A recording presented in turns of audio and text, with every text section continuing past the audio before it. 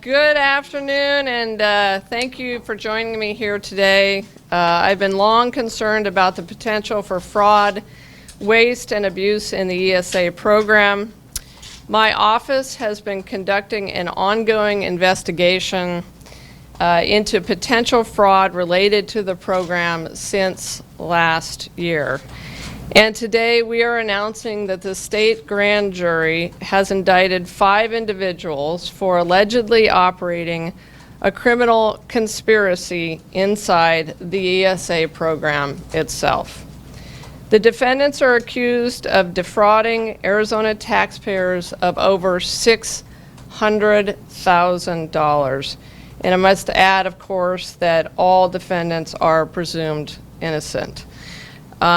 Dolores Lachey Sweet, Dorian Lamar Jones, Jennifer Lopez, Jadaika Celeste Johnson, and Raymond Lamont Johnson Jr. have been charged by the grand jury with multiple felonies related to this scheme, including fraud, conspiracy, computer tampering, illegally conducting an enterprise, money laundering, and forgery. Sweet, Jones, and Lopez are former employees of the Department of Education. The Johnsons are the adult children of Ms. Sweet. These individuals allegedly conspired to obtain funds and/or property from the ESA program for their personal use. The defendants allegedly approved ESA applications for minor students, real and fictitious, admitting them into the program by using false, forged, or fraudulent documentation. For instance, fake birth certificates and falsified special education evaluations were used by the defendants to obtain ESA funding. And if we go to the next slide, we have an example. Well, slide after this, we'll come back to this. This is an example of the fake birth certificate that was used by the defendants. We have all 3 here on the screen. If we go back a few slides, we will show you an example. This slide is an example of the falsified special education evaluation that was used to obtain higher amounts of ESA funding, because as you all know, if you obtain a special education determination, you can achieve higher amounts of voucher funding. They then awarded those students' accounts funds from the program and then used those funds for their own benefit. To put it simply, they created ghost students with forged birth certificates, children that didn't exist, and gave them fake disability diagnoses that would make them eligible for larger funding amounts. The names in the red boxes here on the screen, the names in the red boxes are, in fact, ghost students. They didn't and don't exist. As you can see, one now ex-Arizona Department of Education employee said that she had triplets. All of those individuals there on the left, or your left, I guess, they all have the same birthday. All of the individuals there on the right have the same birthday, and they were allegedly twins. All 5 children had the same birth dates. They did, and apparently none of this raised any red flags at the Arizona Department of Education. Listen, these are serious crimes, and we will prosecute them to the fullest extent of the law. But my overarching concern here is this is a program that is easy to target for fraud. The legislature has never appropriately funded the administration of this program, and the lack of controls, regulation, and appropriate oversight make the voucher ESA program a target for fraudsters, as we have seen. This has not only been exacerbated by the universal voucher expansion that was passed in 2022. The program grew from roughly 12,000 students in that year, most of them students with disabilities, to now over 75,000 students.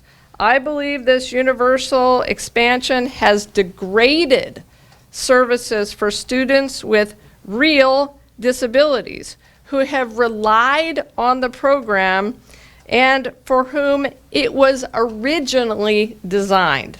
This fraud is a slap to the face of any parent that has children with disabilities. They now have to compete for the time and resources of ADE staff with tens of thousands of new students in the program, many of whom were already attending private schools on their parents' dime before this taxpayer-funded coupon for the wealthy was passed by the legislature. And not only did the legislature expand this program with basically no additional guardrails, but they also failed to pass a more limited expansion for low-income students that was proposed by former Senator Boyer. What is even worse, the legislature also relaxed requirements on who could provide a diagnosis for special education students that makes a student eligible for the higher amounts of funding. And I think that's obviously a really important factor here. Previously, I believe that public school districts had to provide the diagnosis in a traditional evaluation setting. Now, any doctor or medical provider can provide a diagnosis that sets up another avenue for fraud or abuse. And we saw in this case falsified diagnoses. All 17 children in this case, even the fake ones, had falsified disability documents associated with them. Let me repeat that. All 17 children, even the fake ones, had falsified disability documents. The defendants in this case we are announcing today took advantage of the lack of controls and regulations and apparently easily defeated and defrauded the ESA program. The employees were not fired until our investigators began looking closely into the activity. So it's impossible to say how long this would have continued without this investigation by my office. Our investigators were tipped off about this case, not by the Arizona Department of Education, but rather by a credit union who noticed unusually large in-person cash withdrawals and contacted our office. And this is not the end of this investigation. We are currently working on multiple potential investigations into fraud, waste, and abuse in the ESA program, and we will share more information with the public when we're able to do so. I believe it is high time for the legislature to get serious about putting some regulations in place to prevent the fraud that we're seeing today from happening in the first place. And let me be very, very clear. This is not about school choice or any other ideological debate about education. It's about a program that, like we have seen with the access fraud, is an easy target for criminals because it's a large pot of money without enough oversight, not by a long shot. And while we face a $2 billion deficit in this state, and while our schools and teachers are struggling to maintain salaries and have their salaries increased, and while law enforcement, including the brave men and women who work in this building, are struggling with shortages as well, the majority party in the legislature is seemingly fine with this fraud happening because they have passed literally no legislation to regulate and provide oversight of this program. As I mentioned, we do not know how deep this fraud goes, but we will get to the bottom of it. And with that, I'm happy to take any questions that you have. Let's start out with the timelines here. So these people go back prior to the current administration.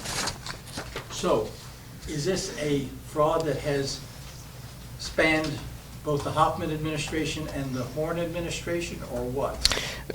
We don't know. We don't believe so. These employees predate the Horn administration, but we believe that the fraud really began when the universal expansion opened up eligibility for all students in late 2022. The ghost students that I mentioned earlier were actually accepted into the program in early 2023. It is possible fraud was occurring prior to that point, but we believe it ramped up really at the beginning of 2023. Just explain the process by which they determined that these kids did not exist. It must have been fairly simple, but if you could just take us through that process, how they were able to pin down that these kids did not exist at all. Yeah, I don't want to go through too much of our investigative techniques, but obviously we were tipped off by the credit union about these withdrawals. We then started asking questions. We have had some working cooperation with the head of the ESA program inside ADE, and John Ward. He has been cooperative with us. I do not know the level to which Superintendent Horn is aware of this fraud, and ADE did ultimately fire these employees, but our investigators began looking into the documents that had been provided to ADE, asked for those documents, and received what you're looking at today. When were the employees fired, and of the 17 children referenced, how many are fake and how many are real? Let's go back to that last part. The ones in red, Mary Jo, are fake. So 5 out of 17 are ghost children. And they all belong to those 3 people, Dolores and Dorian and Jennifer, all the kids involved? Good question. So let me put it this way, okay? And I'm going to be very, very careful the way I answer this question. You're going to be vague. I'm not going to be vague. I'm going to be as specific as I can, given that we obviously have an ongoing investigation and we have some redacted boxes up there, some of whom are children who exist and we're not going to disclose their names, some of whom are adults. So the individuals in the larger boxes on the second row are largely, I believe, adults. Those are adults. So the ghost children were registered on this row here. I'm just going to come over here and point out. These ghost children were registered at Dolores Suite's address. So these children were registered in ADE documentation and ESA documentation at Dolores Suite's address. Okay, but you have your little flow chart, if you want to call it that there, has 2 adults, 2, 5, 10 children under Dolores. Explain how that works, These are adult children. okay? But are they, I understand, but, okay, either way. you Same have- address. You have, okay, so let's take Dolores. Mhm. You have 3 separate divisions, and underneath those, you have 2, 5, and 3. Explain how they all relate to Dolores.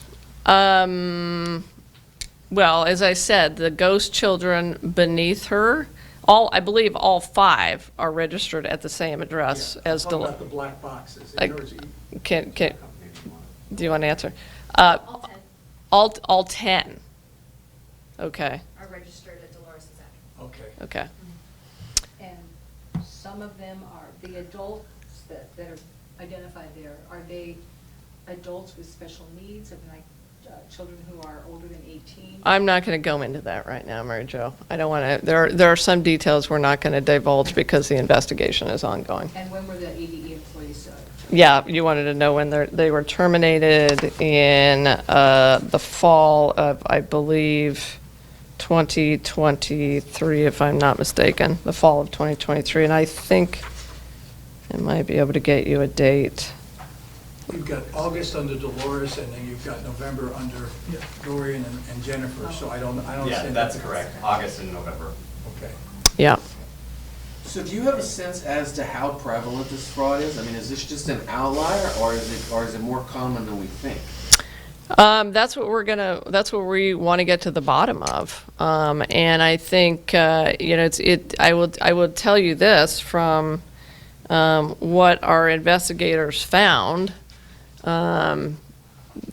There are very few controls and very little accountability in terms of analyzing birth certificates at the Department of Education, at analyzing determinations of disability. And one of the issues is, does ADE even have the resources right now to analyze those birth certificates? Let me go back. I want to go back to the birth certificate. You can see here clearly this is the template of a real birth certificate, because, as I was thinking, it looks a lot like my own daughter's birth certificate. But here, there was a tear in the birth certificate, and then it was, various forgeries were made in the actual template. There are legitimate questions about how many of these birth certificates are actually being scrutinized by the Arizona Department of Education and what they're doing to scrutinize them. I am not aware that they are sending them out to a third party to scrutinize them. And I think it's a really fair question, and it's really scary, because this program has now ballooned to 73,000 or more than 70,000 students, and all you have to do is provide essentially a birth certificate. Was Horn cooperative in this investigation, and what was this money being spent on? $600,000.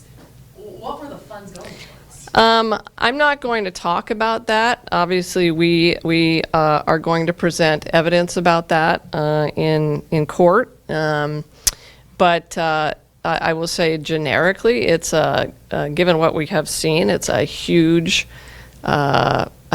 concern that this money, and sometimes we're talking upwards of, $20,000 to $40,000 going to parents if their child qualifies with a disability, whether legitimately or fraudulently.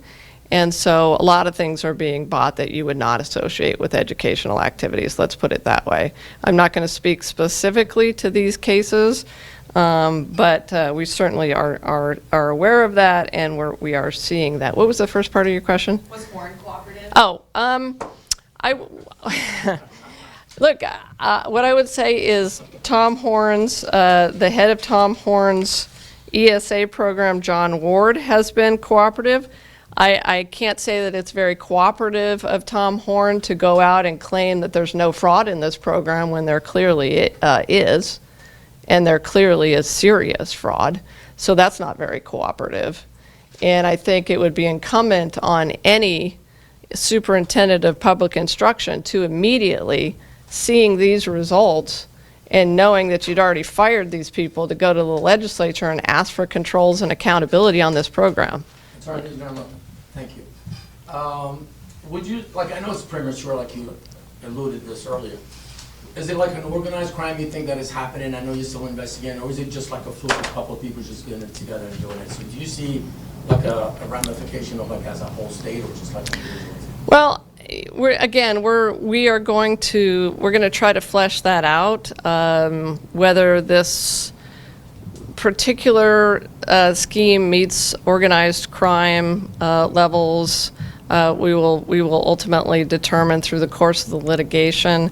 But what I'm most concerned about is how ripe the program clearly is for this kind of abuse. It was very easy for these individuals to do this. And I think we all have to be asking the question, is it being replicated? One of the things that we saw in the Access Sober Living Home fraud is that this kind of thing became well known, right, in the community. And so more and more people started to engage in this kind of fraud, or were persuaded that somehow this was okay.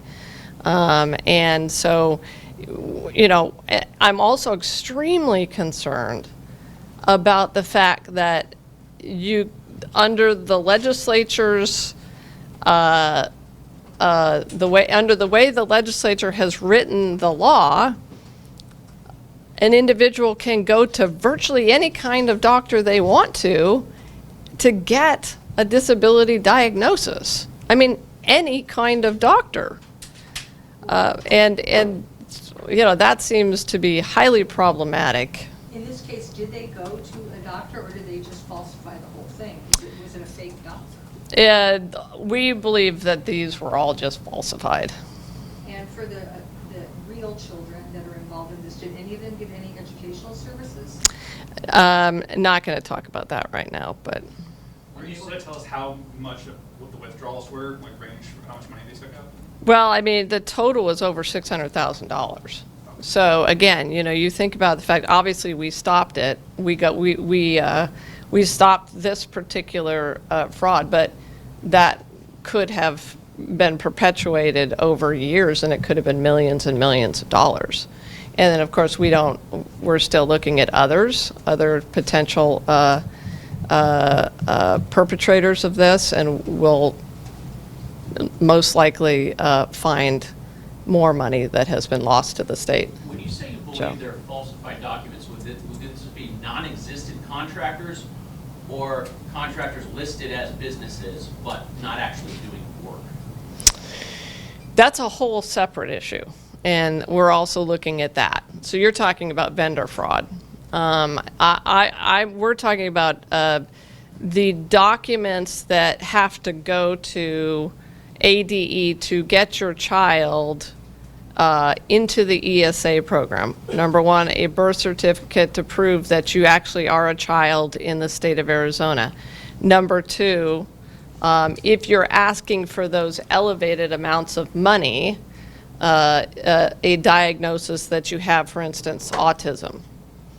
And so those are the two things right now that I'm talking about, but you're talking about something else that's also very important. Diagnosis, actually. So Yeah. that diagnosis, did they provide a diagnosis document that was simply from a non-existent provider, or was it someone who's listed as a business on state records, but that doesn't actually do business? That's something I might have to come back to you on that. Yeah, okay, so what we're saying is they were forged. They were simply forged. Okay, and secondly, I know Superintendent Horn recently said he's submitted over 20 cases to your office in recent months. Can you comment on if that's true and what the status may be of those? We'll have to get back to you on that. I'm not aware of 20 different cases, but, you know, they are not these kinds of cases, let's put it that way. Can you talk about what that money that they withdrew was spent on? Again, I can't. We'll provide those details at a future date. What does the timeline on this case look like? When did the indictment come out? The indictment came in on Monday, I believe, on this Monday, and I don't want to set a timeline. You know, we will work our way through the case. Okay, is anybody in custody? Have they been arrested, served, whatever? What's They the have status? been served. Okay. Is there a date for an initial hearing? I have to presume. March 28th, I'm being told. Okay. Yep. What's the penalty on these kind of charges? Well, they're obviously they're felonies, and so we'll discuss that at a later date and in pleadings and filings. As we understand the program, money is not dispersed to parents until ADE has determined that what they're asking for is a proper curriculum or a proper educational tool. So, I mean, they weren't just handed $600,000. There had to be some, I mean, are you able to tie it to what service or what curriculum or what tuition they were? I don't think that was a big part of the calculus. Well, okay, but You're saying they submitted the paperwork and they just got a check? Uh-huh. These people were working in the program and approving it. Right, so these were, remember, these were employees, right, that's the disconnect. These were employees who were just approving it themselves.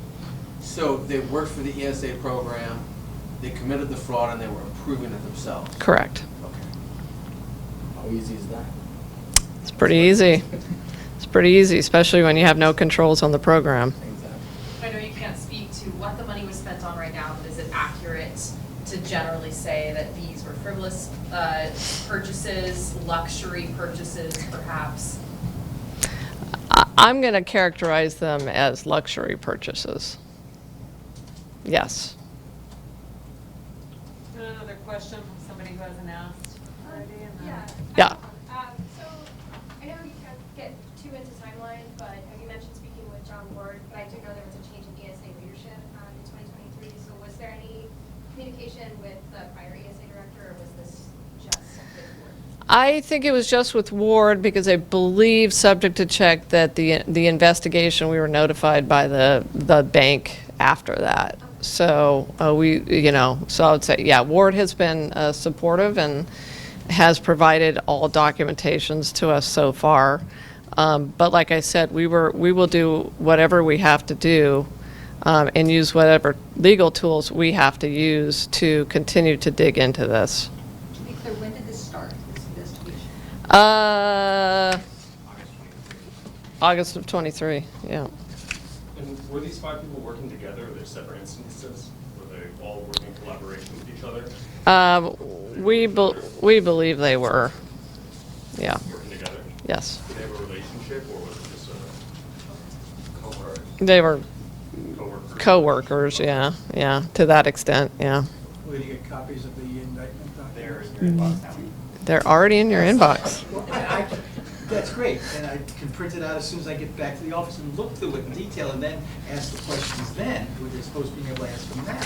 Yeah. He got you, that was the good one. We're full service around here. And what's the name of Jennifer Lopez? Yes, Barbara. Began after, and I remember I was there when Governor Ducey signed the universal ESA bill. Can we assume this happened after, all these things happened after the summer of 2022? Or could the activity start before then? You know, I think I would characterize it as it started after. I mean, we really think the fraud started after the universal expansion. It's possible that there was fraud prior to that, but really this level of fraud started after the universal expansion and after the failure of the legislature to put any real controls and accountability in the system. And so that leaves the Attorney General to be the one providing accountability and providing oversight and policing this program. And I promised the people of Arizona that I would do that. That's not the best way to go about this. That is not the optimal way to go about this. The optimal way to go about this is to, number one, not have a massive program that is ripe for abuse, and number two, to have controls in place that prevent fraud in the first place. And that is not what we have right now in the voucher / ESA program. So I apologize if this is redundant, but so you said the investigation started in August of last year, right? And so did that termination, that front of these employees, that came once the investigation started, or were they terminated and then the investigation started? Termination after? Yeah, after. Okay. It was after the investigation. And again, we were not, the referral was not made by Tom Horn, it was made by a bank. Okay, and then do you know who made the decision to terminate? I don't. You'll have to ask ADE about that. So should we expect more to come on the, Yes. you'll unveil the black boxes? Yeah, there'll be more to come in this investigation. And there will be more to come in terms of our office trying to get to the bottom of how deep this fraud goes, both on the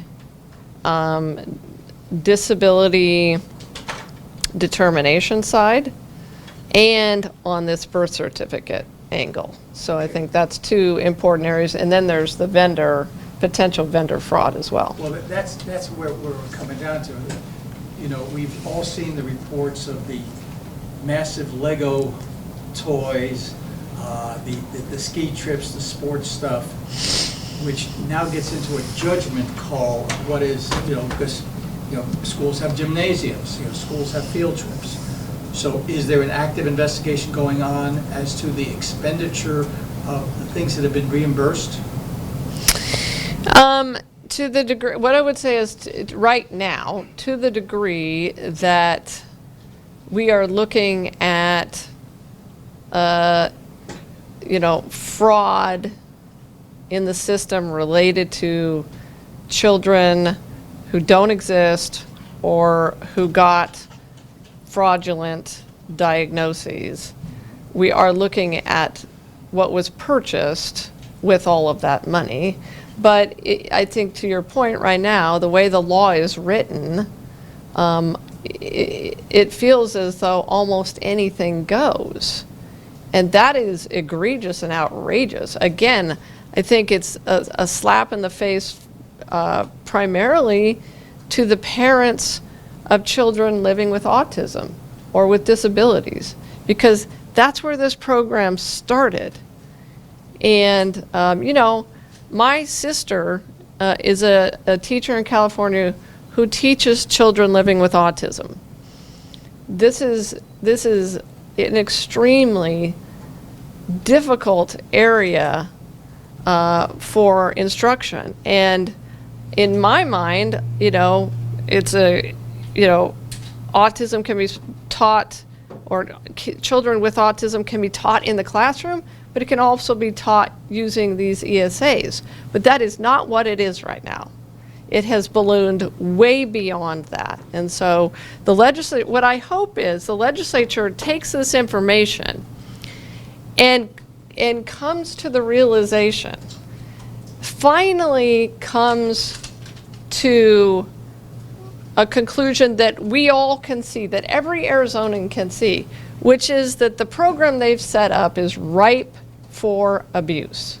And that their job, their number one job, is to be good stewards of the taxpayers' money. Obviously, I am trying to do that by prosecuting these cases, but they need to design a better program. I have one more question. I'm reading through this indictment right now, and I know you said there was possible fraud that could have taken place before early 2023, but it says in here during period of time beginning on or about October 14th, 2021. What was the determination of that being the start date for that range? I may allow our agents to answer that question, but, or through, I think it was, we'll get you an answer in a second.